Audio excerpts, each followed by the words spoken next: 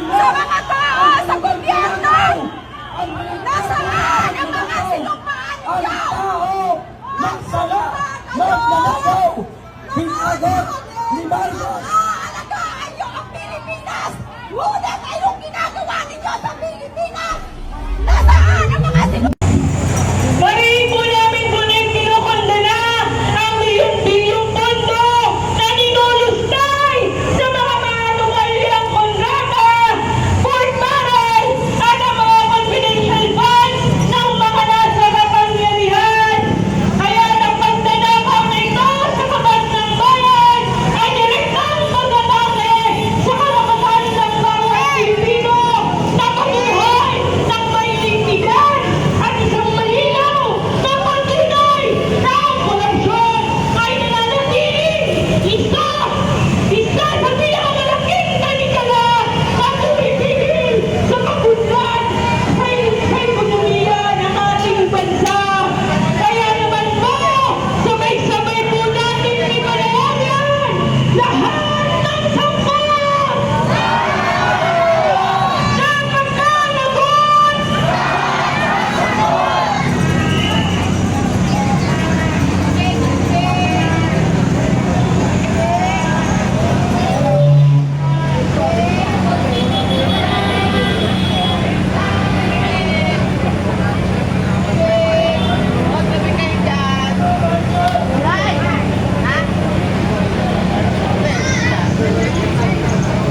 Pa-share tayo mga kababayan, no? Dito po, yan, magmamarcha na sila. Lahat ng sampa na magkalagot.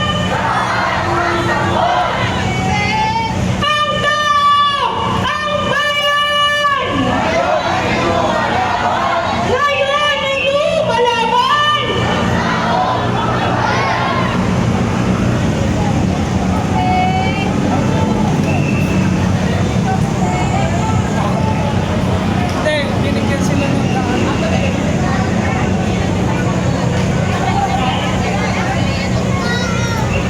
Magandang hapon po sa ating lahat.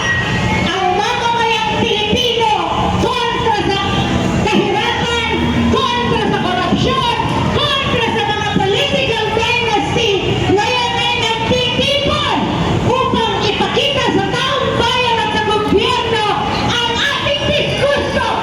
At dapat ay wakasan na ang pananatili ng mga political dynasties ng mga katulad ng ating presidente Bongbong Marcos na pangunahing nangunguna sa korupsyon at pandarambo.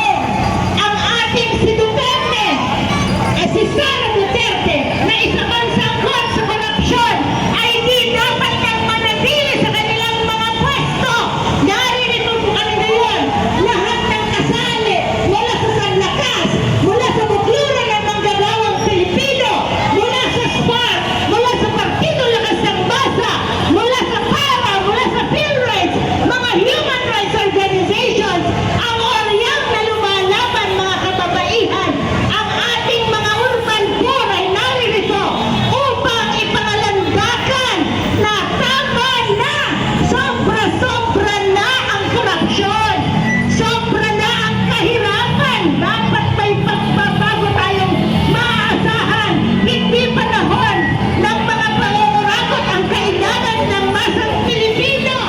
Ang kailangan po natin ay karangyaan mula sa pandarambong nila, mula sa mga political dynasties na wala namang ginagawang matino para sa taong bayan.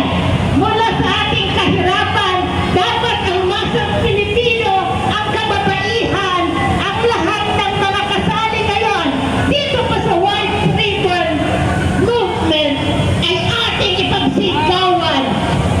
Marcos, Duterte, panagutin, wakasan, kahirapan, korupsyon,